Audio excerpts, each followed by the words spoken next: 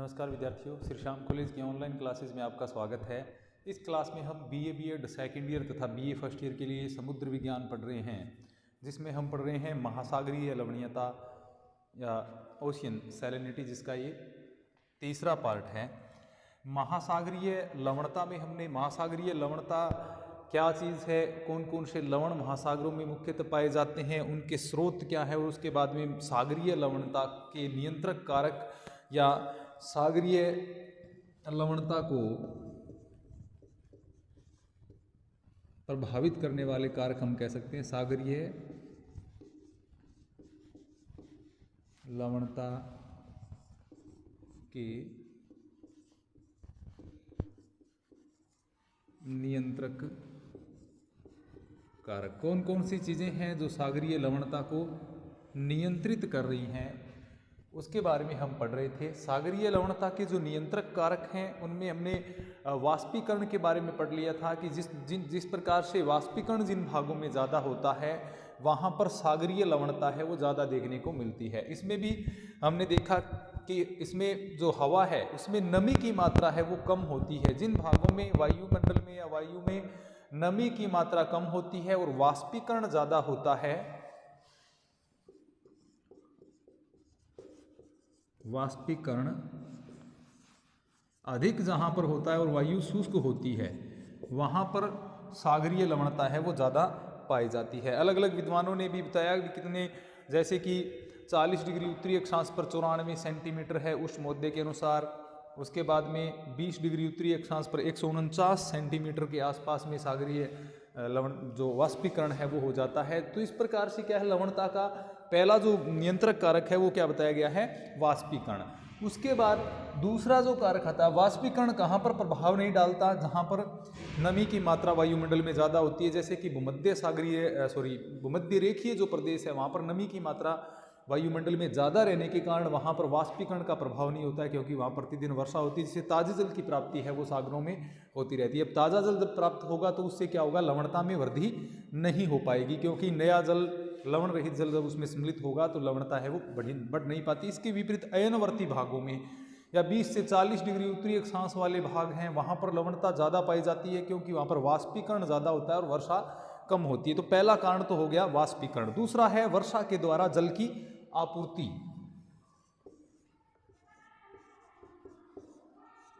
वर्षा के द्वारा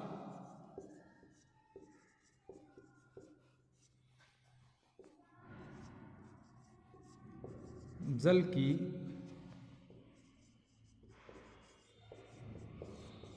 आपूर्ति। अब जिन क्षेत्रों में वर्षा ज़्यादा होती है वहाँ पर ताज़ा जल प्राप्त होता है, यानी स्वच्छ जल की अधिक मात्रा के कारण क्या होता है, लवणता कम हो जाती है। वर्षा जल की प्राप्ति अर्थात ये कह सकते हैं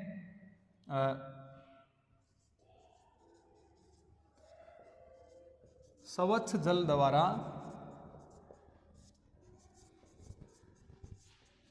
लवणता कम हो जाती है। स्वच्छ जल की प्राप्ति होगी तो क्या हो जाएगा, उससे लवणता की मात्रा है वो कम हो जाती है। तो स्वच्छ जल की अधिक मात्रा के कारण जल की लवणता कम हो जाती है। और जिन भागों पर अधिक वर्षा होती है, जिन भागों में अत्यधिक वर्षा होती है, अधिक वर्षा वाले भागों में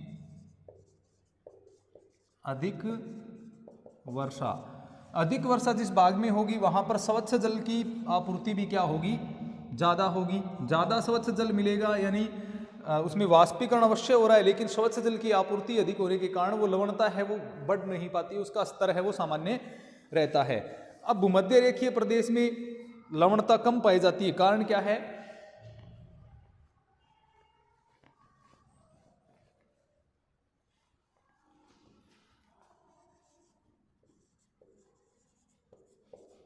भूमध्य रेखीय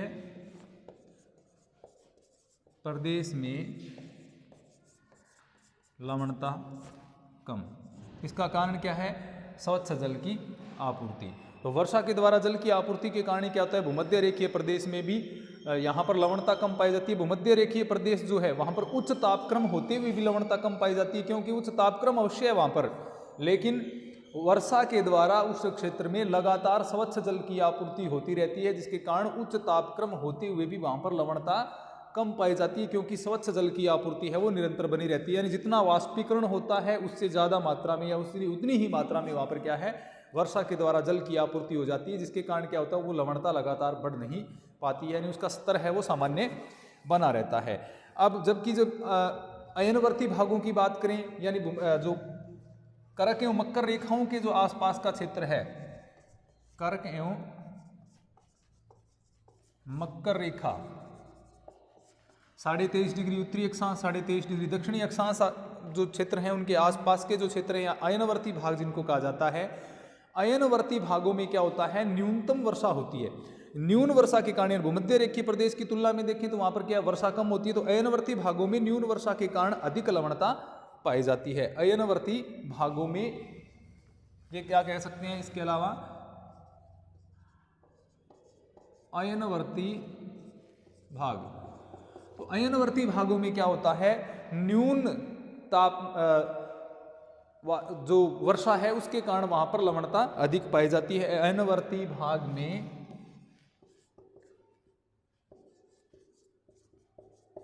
लवणता अधिक, अयनवर्ती भाग में क्या होता है, लवणता अधिक पाई जाती है। कारण क्या है उसका, क्योंकि वहां पर वर्षा कम होती है, इसके कारण ताप ज़्यादा रहता है, वर्षा कम होगी तो स्वाभाविक सी बात है वाष्पीकरण ज़्यादा होगा, वर्षा जल की प्राप्ति कम होगी, उसके कारण वहाँ पर लवणता की मात्रा में वृद्धि हो जाती है। ध्रुवीय और उपध्रुवीय जो भाग हैं,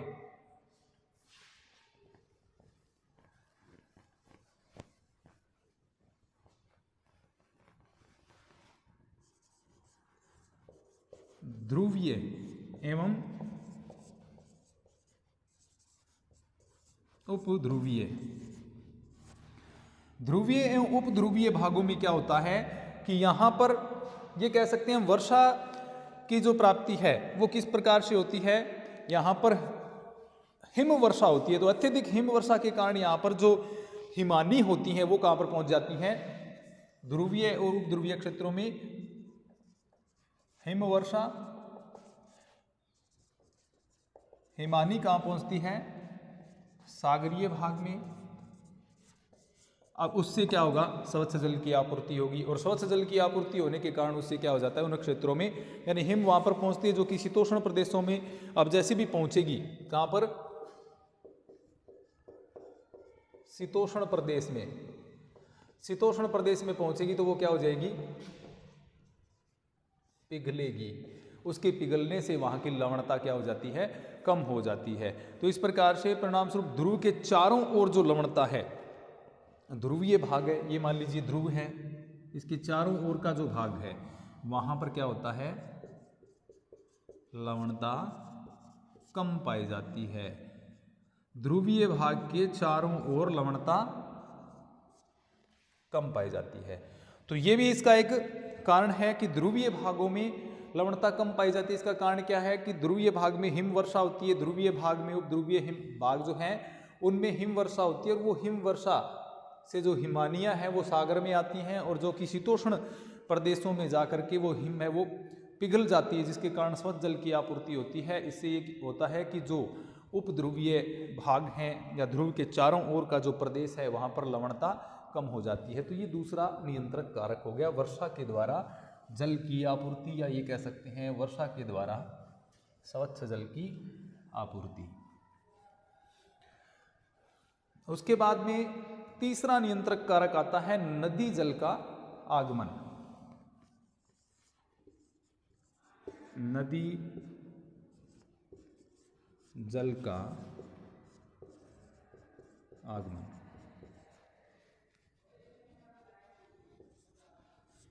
या कह सकते हैं नदी द्वारा जल आपूर्ति, ये भी कह सकते हैं नदी जल का आगमन, कह सकते हैं नदी जल द्वारा आपूर्ति। अब जैसे कि हम जानते हैं नदियां अपने साथ सागरों में लवण लाती हैं, नदियां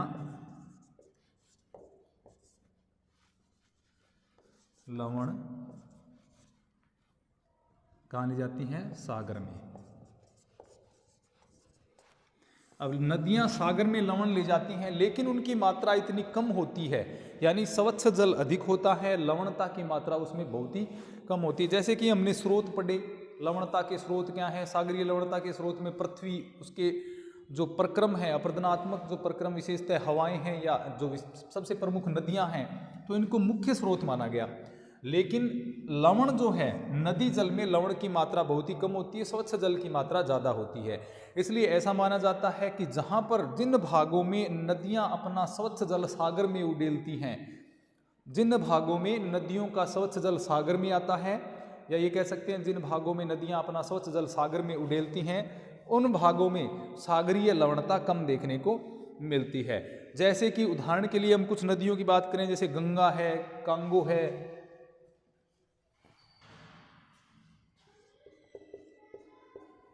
गंगा नदी के मुहाने क्षेत्र की बात करें, इसके अलावा हम कांगो नदी की बात करें, या नाइजर, अमेजन,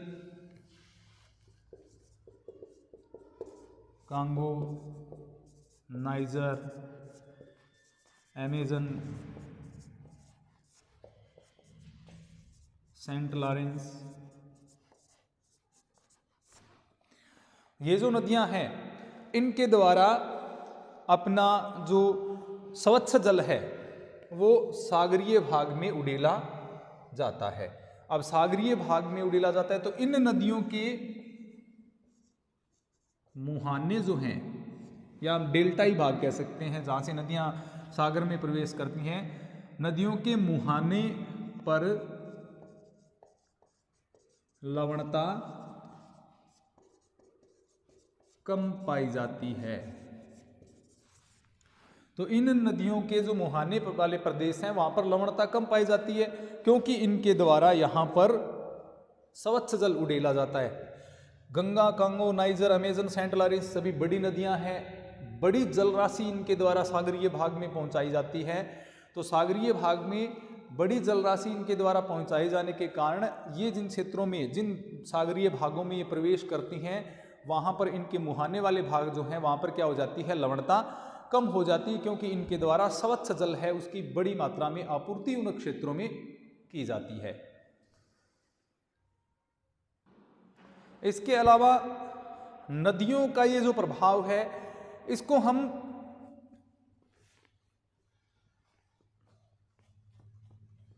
बंद सागरों पर भी देख सकते हैं। बंद सागर में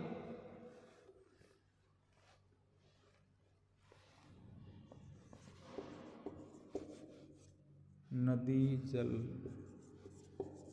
का आगमन। अब बंद सागर में, बंद सागर में जहां नदियां अपना जल उड़ेलती हैं वहां पर लवणता कम पाई जाती है। अब जैसे कि बंद सागरों में यह प्रभाव बहुत ज़्यादा देखने को मिलेगा, क्योंकि वहां पर बंद सागर का अर्थ है जहां जो अन्य किसी सागर से जुड़ा हुआ नहीं है, महासागर से जुड़ा हुआ नहीं है, लैंड लॉक है, यानी महाद्वीपीय भाग में उसकी स्थिति हम कह सकते हैं। तो बंद सागर जो है जहाँ पर बहुत ज़्यादा नदियों का आगमन नहीं होता, और एक ऐसा जहाँ पर बंद सागर जहाँ पर बहुत सारी नदियाँ आकर के गिरती हैं, उन दोनों में लवणता का अंतर देखने को मिलता है। तो बंद सागरों में, अब जैसे काला सागर में डैन्यूब है, नीपर, निस्टर, ये जो नदियाँ गिरती हैं, कौन से, काला सागर में नदियाँ डैन्यूब, नीपर, निस्टर, ये नदियां गिरती हैं। अब इन नदियों के गिरने के कारण काला सागर की क्या हो जाती है, लवणता कम है, क्योंकि ये नदियां काला सागर में स्वच्छ जल की आपूर्ति लगातार करती रहती हैं, जिसके कारण यहाँ पर जो लवणता है वो कम पाई जाती है। और काला सागर की लवणता मात्र 18/1000 देखने को मिलती है। तो ये लवणता क्या है, कम है। जैसे कि औसत सागरीय लवणता 35/1000 के आसपास है, यानी 35 ग्राम प्रति 1000 ग्राम में, और यहाँ पर 18 ग्राम प्रति 1000 ग्राम में। तो काला सागर की लवणता कम होने का कारण क्या है, ये एक बंद सागर है और इसमें डैन्यूब, नीपर और निस्टर जैसी नदियाँ हैं, वो क्या करती हैं, बड़ी मात्रा में स्वच्छ जल राशि है वो ला करके डालती हैं, जिसके कारण काला सागर की लवणता बंद सागर होने के बावजूद भी कम पाई जाती है। इसके विपरीत अगर हम देखें कि जहाँ पर वाष्पीकरण की मात्रा ज़्यादा होती है और स्वच्छ जल की आपूर्ति कम होती है। अब इसमें स्वच्छ जल की आपूर्ति ज़्यादा है, वाष्पीकरण यहाँ पर क्या है, वाष्पीकरण स्वच्छ जल की आपूर्ति की तुलना में कम है। दूसरे अब सागर की बात करें, बंद सागर है, दूसरा बंद सागर की बात करें भूमध्य सागर। भूमध्य सागर। यहाँ पर वाष्पीकरण क्या है? अधिक। नदियों द्वारा जलापूर्ति क्या है? कम। तो स्वच्छ जल की आपूर्ति यहाँ पर कम होती है, लेकिन इसके बावजूद क्या होता है, यहाँ पर वाष्पीकरण अधिक हो रहा है। इसके कारण यहाँ पर क्या होता है, तो स्वच्छ जल की मात्रा कम मिलती है। उदाहरण के लिए हमने जैसे कि भूमध्य सागर की हम बात कर रहे हैं, यहाँ पर स्वच्छ जल की आपूर्ति कम हो रही है, इसके अलावा वाष्पीकरण यहाँ पर ज़्यादा हो रहा है, तो लवणता यहाँ पर ज़्यादा पाई जाती है। भूमध्य सागर की जो औसत लवणता की अगर हम बात करें तो 40 प्रति 1000 ग्राम के आसपास लवणता पाई जाती है, यानी औसत सागरीय लवणता से भी ज़्यादा यहाँ पर लवणता पाई जाती है। प्रति 1000 ग्राम में 40 ग्राम लवण की मात्रा है वो देखने को मिलती है। तो ये बंद सागर के हमने उदाहरण देखे। बंद सागरों में जो नदियों के स्वच्छ जल के आगमन का प्रभाव है वो सर्वाधिक देखने को मिलता है, जहाँ पर वाष्पीकरण कम होता है और स्वच्छ जल की प्राप्ति ज़्यादा होती है। जैसे कि काला सागर है, जिसमें 18 प्रति 1000 लवणता पाई जाती है, क्योंकि डैन्यूब, दनीपर, निस्टर आदि नदियाँ अपना स्वच्छ जल इसमें उड़ेलती हैं। इसके अलावा भूमध्य सागर में स्वच्छ जल की आपूर्ति है वो कम होती है, वाष्पीकरण ज़्यादा होता है, जिसके कारण यहाँ पर लवणता है वो 40 प्रति 1000 तक पहुँची हुई है, यानी ज़्यादा लवणता देखने को मिलती है। तो ये प्रभाव भी इसमें देखने को मिलता है। इसके अलावा अगला जो प्रभाव है वह है वायुदाब तथा वायु की दिशा।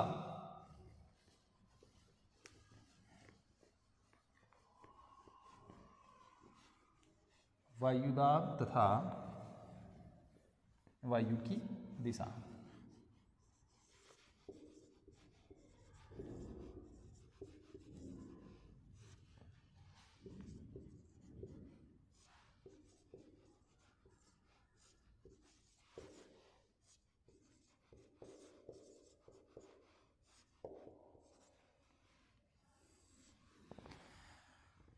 वायुदाब एवं वायु की दिशा भी सागरीय लवणता है उसको प्रभावित करती है। अब जैसे कि प्रतिचक्रवातीय दिशाएं हैं, दशाएं पाई जाएं, उच्च तापक्रम पाया जाए, स्थिर पवनें पाई जाएं, इसमें हम क्या कह सकते हैं, प्रति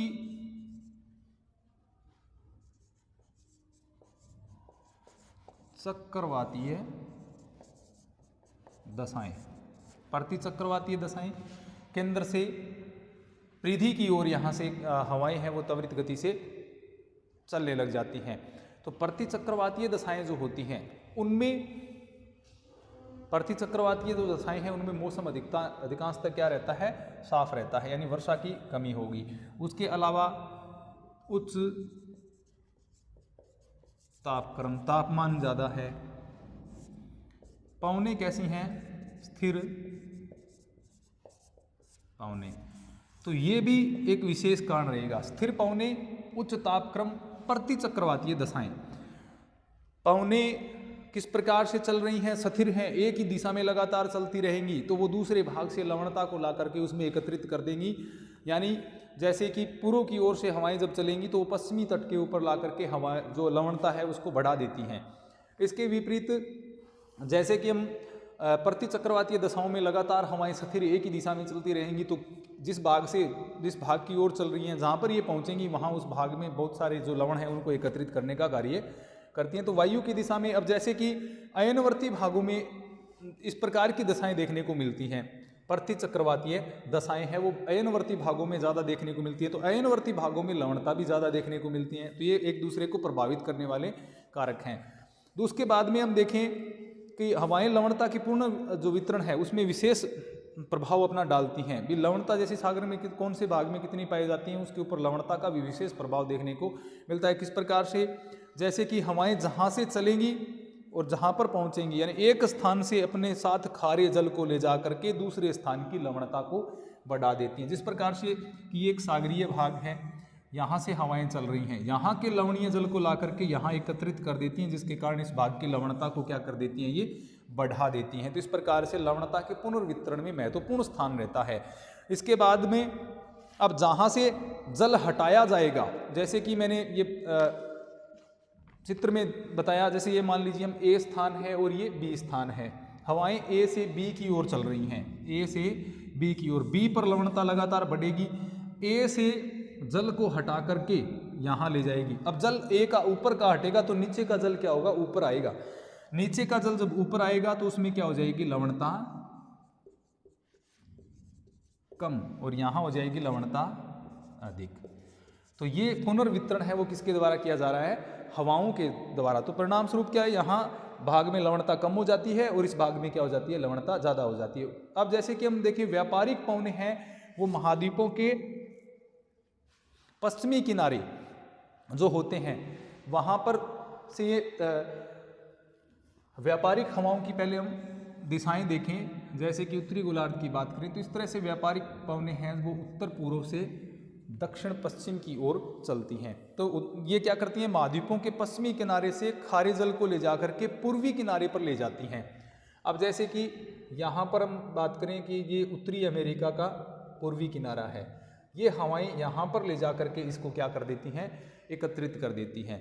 जैसे कि दक्षिणी अमेरिका वाले भाग हैं, उत्तरी अमेरिका वाले भाग हैं, तो यहाँ पर ये यूरोप एवं अफ्रीका वाले जो भाग हैं उन भागों से लवणता को ले जाकर के वहाँ पर एकत्रित करने का प्रयास ये करते हैं। और इसी कारण क्या देखिए पूर्वी किनारे पर जैसे कि मैक्सिको की खाड़ी है उसकी लवणता है वो ज़्यादा पाई जाती है, 30 से लेकर के 37 प्रति 1000 ग्राम लवणता वहाँ पर पाई जाती है। 30 से 37 प्रति 1000 ग्राम लवणता कहाँ पर, मैक्सिको की खाड़ी में। क्योंकि पूर्वी भाग जो पश्चिमी भाग है महाद्वीपों के वहाँ से व्यापारिक पवनों ने क्या किया, यूरोपीय भाग से यहाँ पर अमेरिका वाले भाग की तरफ ला करके उन लवणों को जमा कर दिया। यहाँ पर तो स्वच्छ जल ऊपर आ गया जिसके कारण लवणता, नीचे का जल ऊपर आया जिसके कारण लवणता कम हो गई, यहाँ पर ऊपर का जल आकर के एकत्रित होने के कारण लवणता है वो बढ़ गई।